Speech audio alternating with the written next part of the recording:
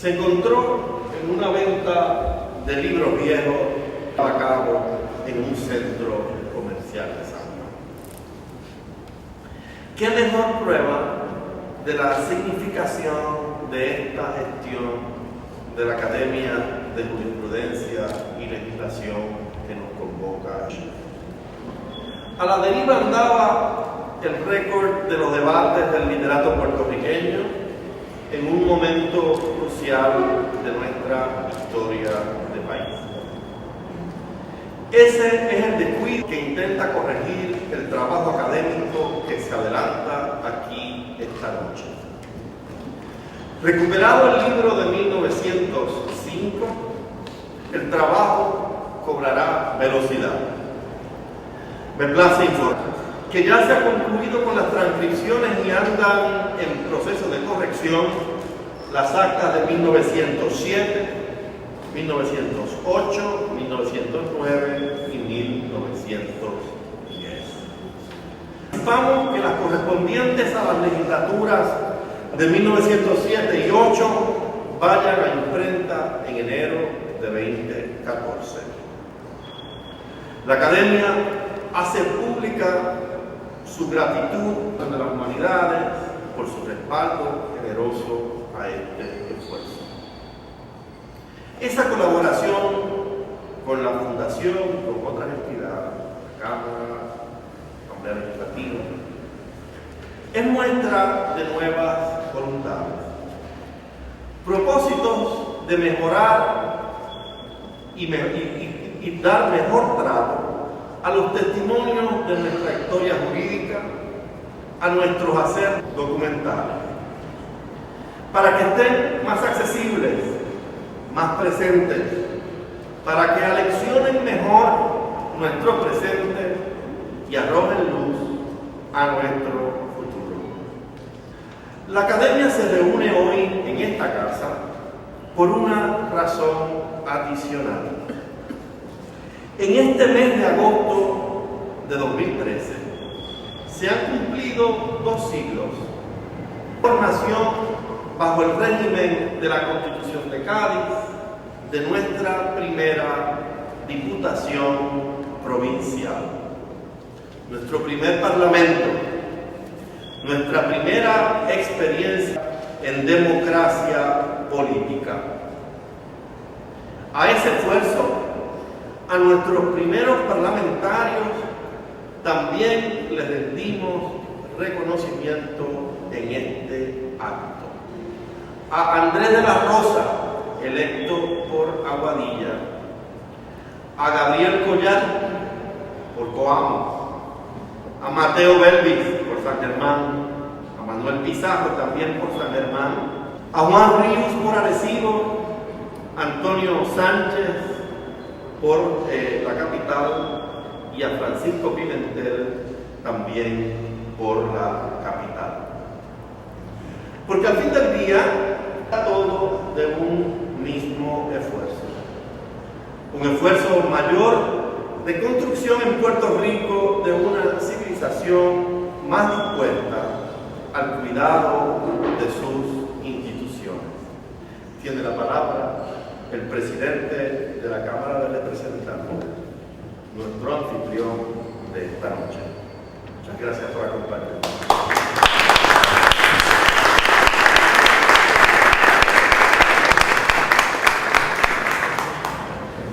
Muy buenas noches a todas y a todos y bienvenidos oficialmente a la Cámara de Representantes de la Casa Grande de nuestra gente y obviamente para nosotros es un gran privilegio recibir en este edificio histórico la presentación de un libro, de un compendio, de un escrito histórico que fundamenta parte de nuestra historia y la creación del cuerpo que hoy yo presido, de igual manera al Antonio García Padilla y este equipo de hombres y mujeres que con su trabajo, con su sabiduría, marcan hitos históricos en la historia de Puerto Rico. Hoy damos cuenta aquí, en esta noche, hay mayor indicio de fortaleza que la que el tiempo le confiere a las instituciones. Esa Cámara, a través de estas actas, certifica su impronta en la historia contra toda instancia limitante, como las tuvo en aquel entonces. En otras palabras, aquellos delegados tuvieron prohibida la improvisación ante la historia, pero no contaban con un libreto que leer para guiarse. Las actas correspondientes al bienio 1905 a 1906, las que hoy tenemos frente a nosotros, nos remiten a otra historia. El Partido Federal transmutado en el Partido Unión de Puerto Rico, llevando, como su nombre lo indica, varios posicionamientos ideológicos que permitieron el que una amplia gama de puertorriqueños, salvo los representantes de la civilismo pudieran estar unidos y coagulados bajo la idea de dotar al país de la fuerza necesaria para negociar con la metrópolis. Nada más lógico que encontrarnos en el 1905 una configuración electoral en la Cámara de Delegados en la que el Partido Unión ocupaba entonces 25 de los escaños legislativos. Estas actas reflejan, por lo tanto, un nuevo estadio político en el tarismo puertorriqueño. Se cambia incluso el lugar de reunión de la Cámara de Delegados a reunirse el 10 de enero de 1905, la legislatura, Consejo Ejecutivo y Cámara de Delegados, para su sesión ordinaria muy cerca de aquí, el Teatro Municipal de San Juan. Debemos leer estas actas. Estos documentos no responden a la literatura cuya finalidad es el entretenimiento. Por su parquedad y brevedad podríamos estimarlas como documentos secos, áridos, si se quiere. Pero no perdamos de vista que son documentos aleccionadores, de vital enseñanza para todos nosotros. En su primera etapa, aleccionar los elementos históricos en lo que ya someramente se han hecho referencia. Aleccionadores también en un segundo nivel, y esto no quiero que pase inadvertido, al extremo cuidado y al uso ponderado de la lengua, tanto en su expresión oral como su expresión escrita. Recordemos que nada nos obliga más al cuidado de nuestro idioma que verlo tratado con respeto y decoro a través de la historia. En un tercer nivel, estas actas son aleccionadoras del sentido del deber que debe observarse para con la historia documental. Hace unos años, quien ya no es nuestro oficial de acta y de diario de sesiones, me comentó que tuvo la gran idea de tener en sus manos las actas de delegado correspondientes al año 1901 y que él no recordaba haber leído en dicha acta moción alguna solicitando que se levantara un acta de los trabajos legislativos. Todo parecería indicar que se daba por sentado la preparación de estas actas como un deber a cumplir para que existiera ante la historia. Y es que, como apuntaba el filósofo español José Ortega y Gasset en su tratado La historia como sistema, cito: lo que no ha fracasado de la historia es la historia misma. Esto no significa otra cosa que, aunque bien puede no gustarnos lo que la historia con peor acierto nos muestra, su capacidad de mostrarnos cosas, acontecimientos, es precisamente lo que nos mantiene vivos frente a la expectativa del quehacer humano, y es también la que nos empuja a la construcción de la nueva historia ante quienes habrán de sucedernos. La historia continuaba diciendo, el insigne filósofo se amparaba en un axioma básico, y cito: la vida es prisa y necesita con urgencia que atenerse, y es preciso hacer de esta urgencia el método de la verdad. Estas actas nos dicen a qué atenernos. La historia que nos rescata al decir del filósofo español, de la trampa de la prisa, muchas nos muestra desde lo que ya hecho, quiénes somos y qué cosas nos quedan aún por hacer. Debo agradecer a la Academia Puertorriqueña de Jurisprudencia y Legislación, a su presidente honorable Antonio García, así como a todos los académicos numerarios, la presentación de estas actas. Son lecturas requeridas al país, pero también se constituyen en un regreso, en una vuelta a la casa. Muchas gracias. por esta gran oportunidad y reconocer que están aquí con nosotros los representantes de Rivera Ramos y Manuel Natal. Muchas gracias.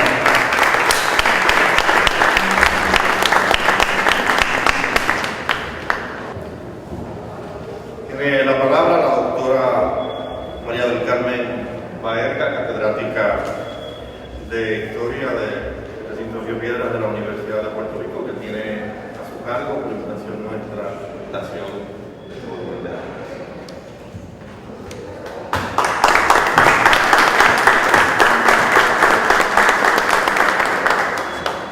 Gracias y buenas noches. Quiero extender mi más cálido saludo a miembros de la academia y en especial al licenciado Antonio García Padilla, quien gentilmente me invitó a presentar la obra cuya publicación celebramos en la noche de hoy. También quiero extender mis saludos al honorable Jaime Greño, actual presidente de la Cámara de Representantes, y a todos los distinguidos y distinguidas invitados que tenemos en la noche de hoy para celebrar esta feliz ocasión. Confieso que he sido algo imprudente al haber aceptado esta encomienda, ya que, aunque llevo mucho tiempo en el campo de la enseñanza e investigación de la historia, mi especialidad no es la historia política y mucho menos la historia institucional. Más que nada, lo que me movió a consentir a la presentación es que el volumen de fuentes primarias, y debo admitir que las fuentes primarias siempre han ejercido una fascinación especial en mí. No soy tan ingenua como para pensar que los documentos primarios, es decir, las fuentes que se producen obviamente a la época o fenómeno que se quiere estudiar, ofrecen una ventana sin obstrucción al pasado. Sin embargo, me seduce el poder embarcarme en el complejo proceso de análisis de documentos que han sido producidos en contextos distintos y con propósitos diferentes a los que nos pueden interesar en el presente. Esta tensión entre la alteridad del pasado, de una parte, y las continuidades de otra, constituyen retos importantes a la imaginación y formas de escribir la historia en la actualidad. De igual forma, la siempre presente posibilidad de toparse con lo imprevisto o lo inimaginable ejerce un magnetismo que, por lo menos para mí, es difícil de resistir. El dictamen de la Cámara de Delegados de Puerto Rico, primera y segunda sesiones de la Tercera Asamblea de 1905 y 1906, compila rastros de los trabajos llevados a cabo por este organismo durante un periodo importante de la historia política puertorriqueña del 20. Se trata de la primera Cámara de Delegados dominada por el candidato del Partido Unión. Como muchos de ustedes conocen, la Ley Foraker de 1900 creó una estructura administrativa basada en tres ramas: la ejecutiva, la legislativa y la judicial. La ejecutiva la componía un gobernador nombrado por el presidente de los Estados Unidos y al que tenía que rendirle en cuenta, y por un consejo ejecutivo que estaba compuesto por todos nombrados por el presidente de los Estados Unidos, de los cuales 5 debían haber nacido en Puerto Rico. El resto lo componían los miembros del gabinete del gobernador. El consejo jugaba una función dual, ya que no solo hacía gobernador, sino que además funcionaba como la Cámara Alta de la Legislatura insular, en una clara violación al principio de la separación de poderes. La rama legislativa estaba compuesta por el ya mencionado Consejo Ejecutivo y por la Cámara de Delegados, que agrupaba 35 miembros elegidos cada 2 años por el voto mayoritario del electorado. Durante sus primeros 4 años de existencia, la Cámara estuvo dominada por los representantes del Partido Republicano, aunque aspiraban a la igualdad política dentro de la Unión Americana, aceptaron de buena gana el gobierno tutelar y el ordenamiento colonial establecido por los Estados Unidos. El Partido Federal, que lideraba, era disgustado con el sistema colonial impuesto por la metrópolis, boicoteó las elecciones de 1900 y, aunque se presentó a las de 1902, no logró superar a la mayoría republicana. En ese mismo año, Matienzo Cintrón, un abogado que militaba dentro de las filas del Partido Republicano, desilusionado con el derrotero que había tomado la política insular, comenzó a articular un proyecto político centrado en la unidad de todos los puertorriqueños. El Partido Unión Puertorriqueño se organiza formalmente en 1904 y gana las elecciones ese mismo año, alcanzando la mayoría en la Cámara de Delegados. Ello se logra, consigue absorber el grueso de la membresía del Partido Federal, que se disuelve, algunos republicanos desafectos, además de concretar una alianza con la Federación Libre de Trabajadores y el Partido Socialista Obrero. Este último aspecto es singular importancia, ya que es justamente en las elecciones de 1904 que se establece por primera vez bajo el régimen estadounidense el sufragio masculino universal. El apoyo de los trabajadores puertorriqueños fue vital para la hegemonía que gozaría el Partido Unionista por los próximos años. La elección de 1904 asegura por primera vez representación de las clases trabajadoras en un organismo estatal.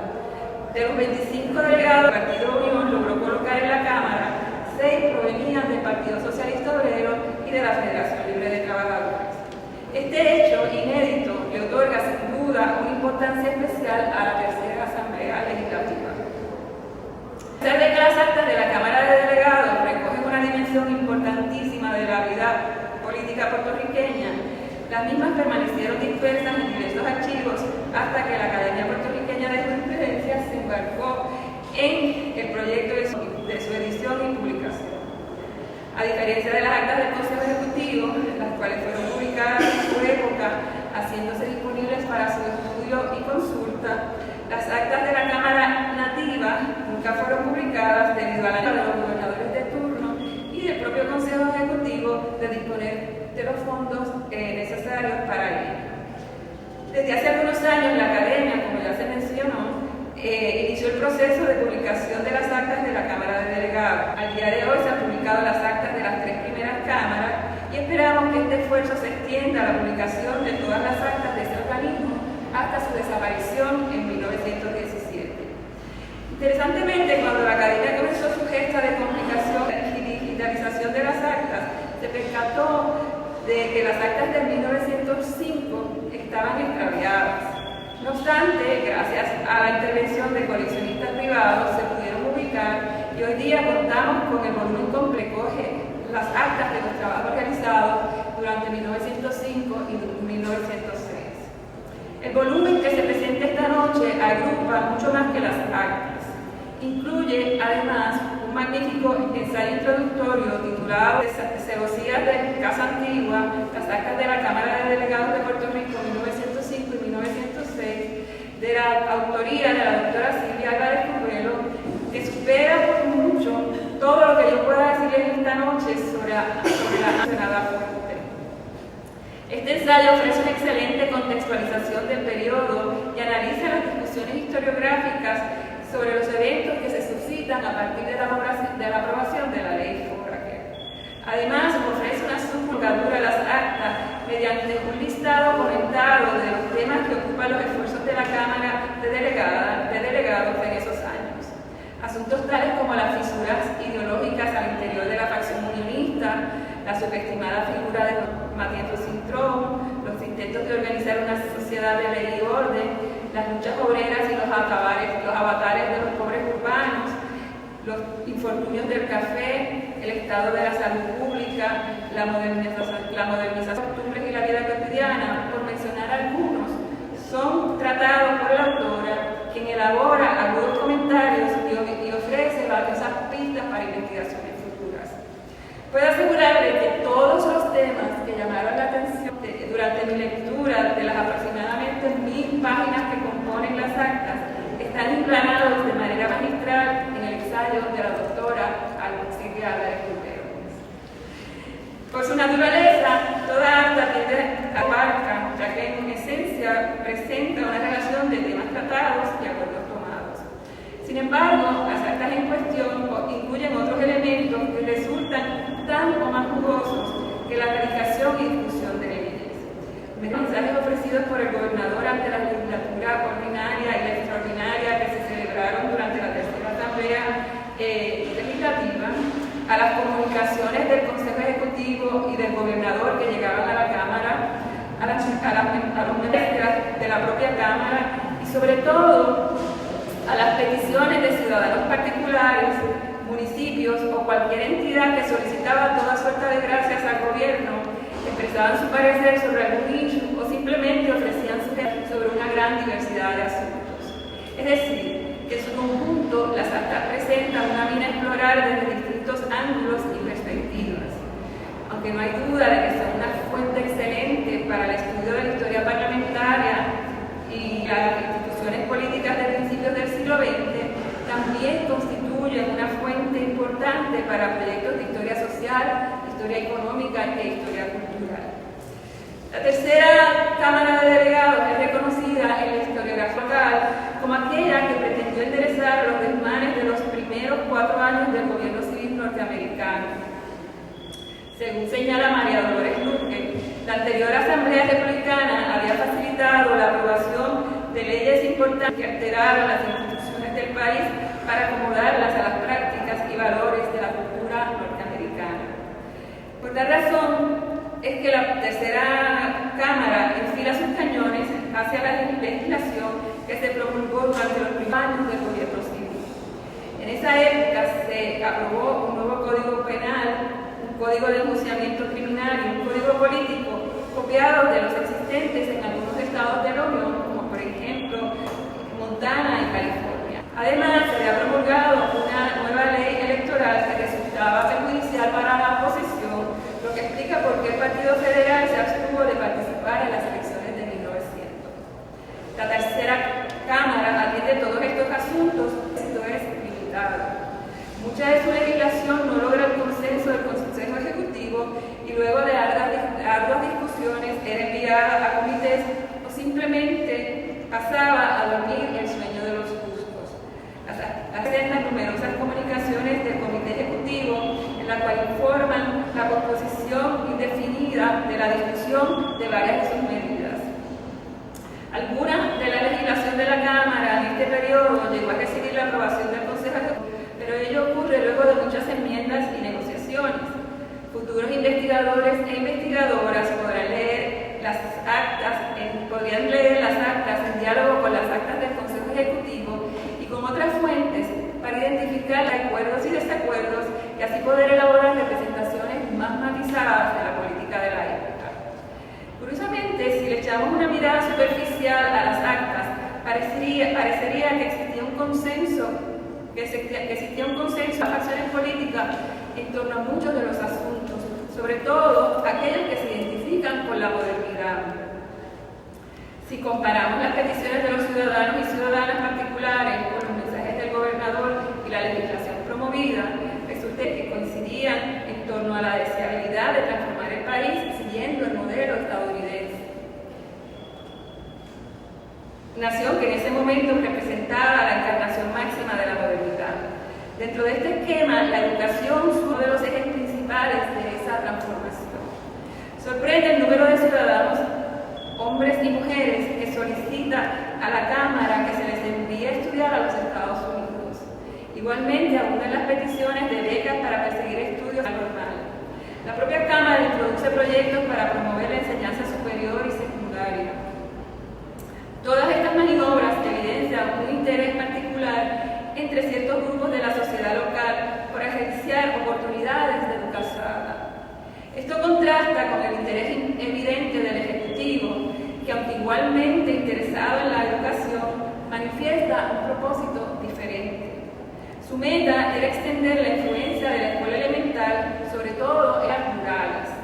En sus mensajes, el gobernador Winthrop deja ver claramente que su prioridad es la educación primaria por encima de la educación superior.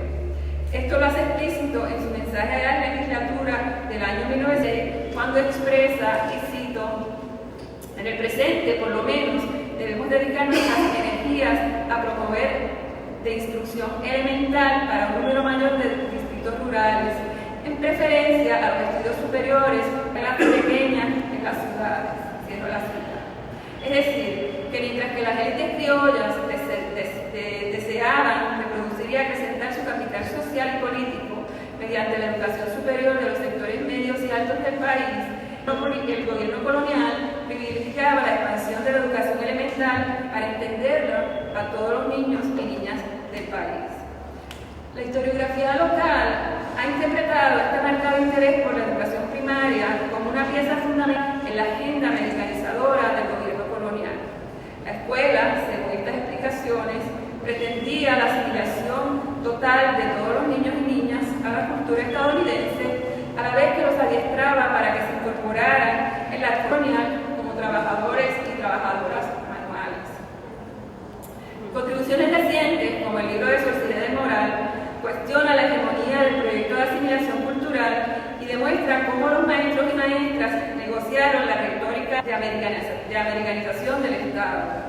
Según esta autora, la clase magisterial, aunque apoyaba el proyecto de modernización del país, lo hizo mediante una estrategia basada en una suerte de nacionalismo cultural, el cual explodamente en el ámbito colonial estadounidense.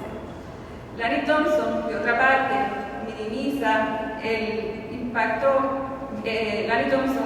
minimiza el efecto de lo ideológico en general, argumentando que la dimensión material de pupitres, relojes, salones de clase, separados por grados y water closets, con sus aparatos sanitarios,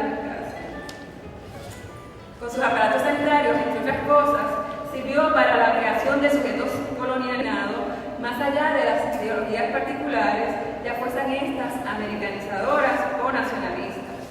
Según este autor, la centralización del aparato educativo bajo el poder estadounidense facilitó la implantación de un nuevo modelo pedagógico que permitió ejercer un mayor control en la supervisión y adiestramiento de maestros y maestras y regularizó los procedimientos dentro de la sala de clases.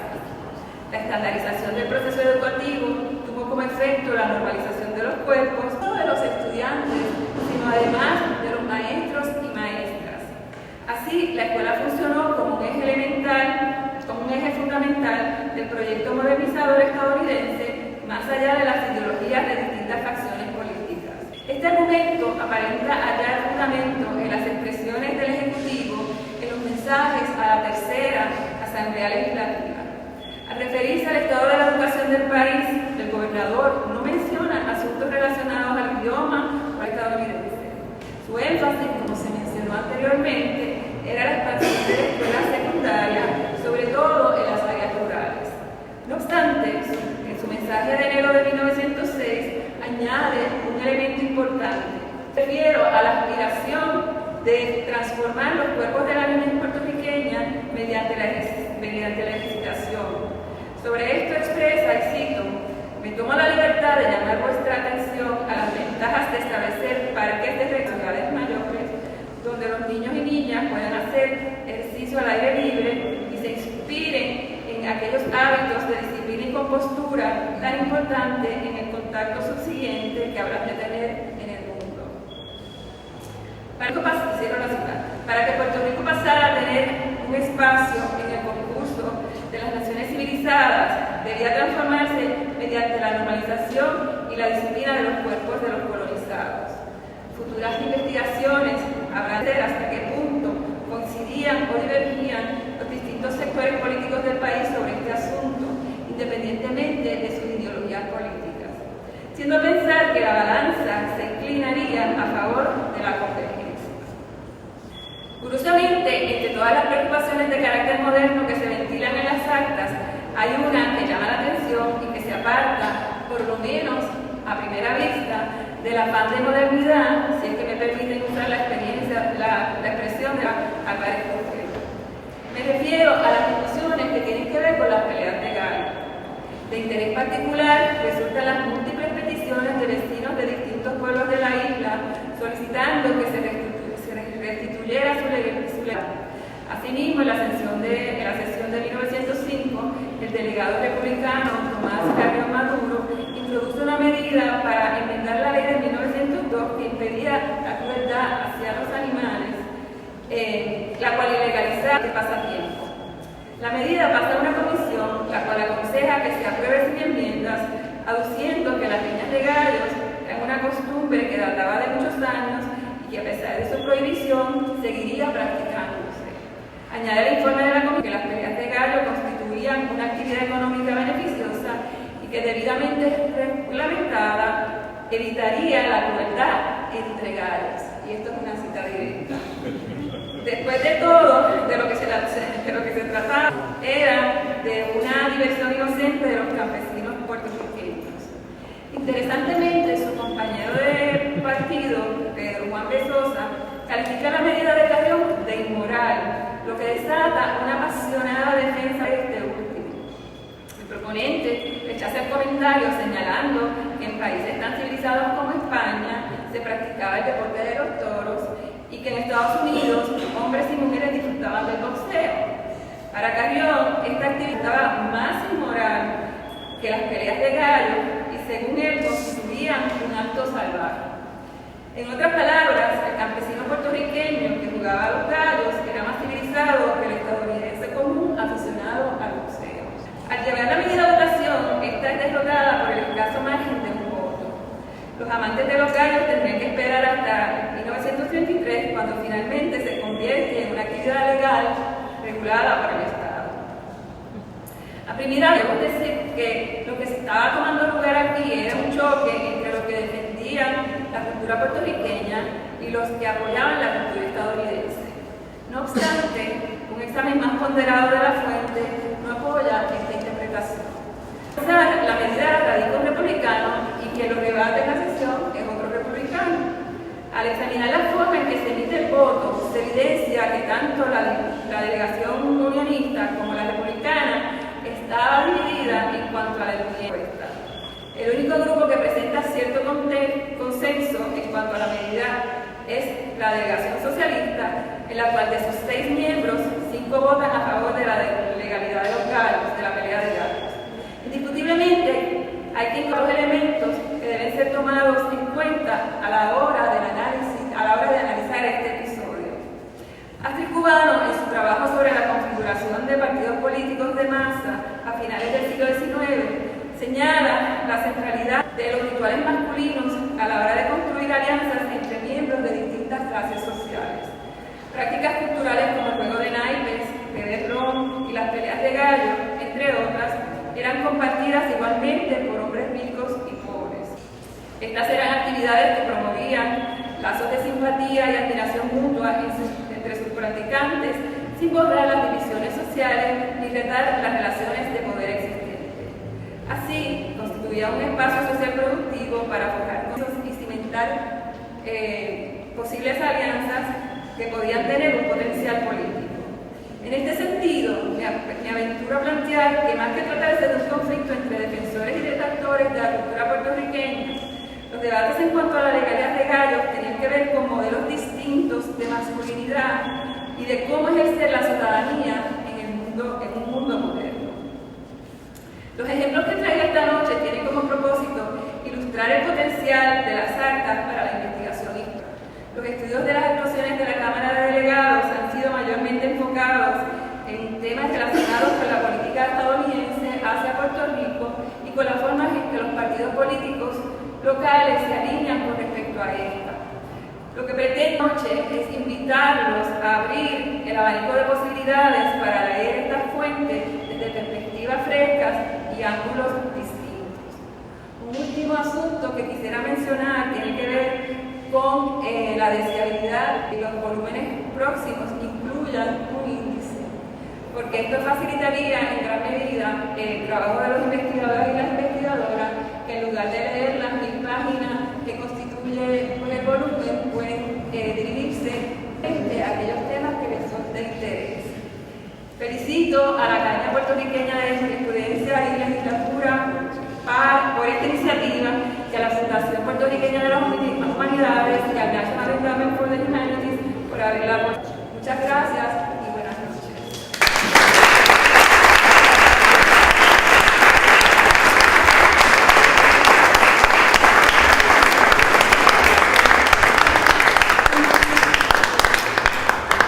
Una nota del presidente de la Fundación Puertorriqueña de las Humanidades, don Juan Manuel González Lamela, y luego el presidente de la Cámara ha tenido la gentileza de invitarnos a un compartir formal.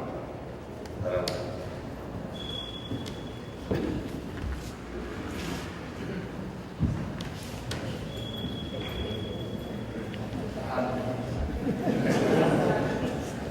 años. Bueno, la Fundación Puertorriqueña de las Humanidades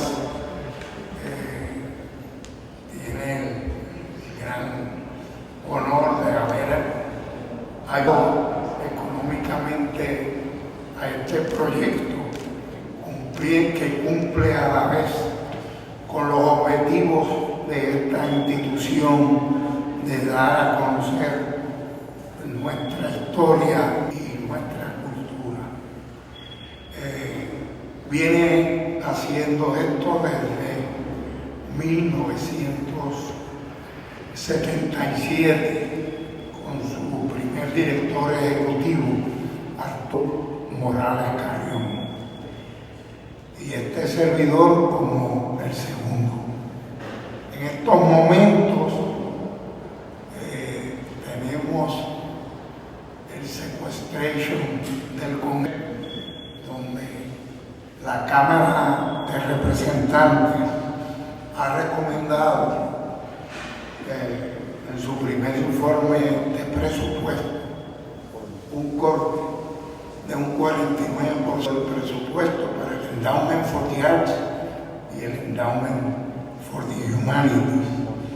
La Fundación viene realizando proyectos como estos y otros proyectos donde han participado varias regiones como la Academia de la Historia, los programas de televisión al principio, hace 6 años atrás, 7 años atrás, con el Canal 6 y después hoy con el Canal 40, con otras instituciones universitarias como la Interamericana y la Enciclopedia de Puerto Rico en línea, que ustedes todos pueden entrar gratuitamente y que en este momento entra alrededor de 120,000 visitas mensuales, que fue posible gracias a la colaboración de la Universidad de Puerto Rico en el momento del 2004, de la Interamericana, el Sagrado Corazón, la Católica y el Sistema Ana Jiménez. Todos estos son ejemplos de proyectos y esperamos con la ayuda del NIH, del Congreso y también de la Cámara de Representantes de aquí y del Senado, que podamos continuar con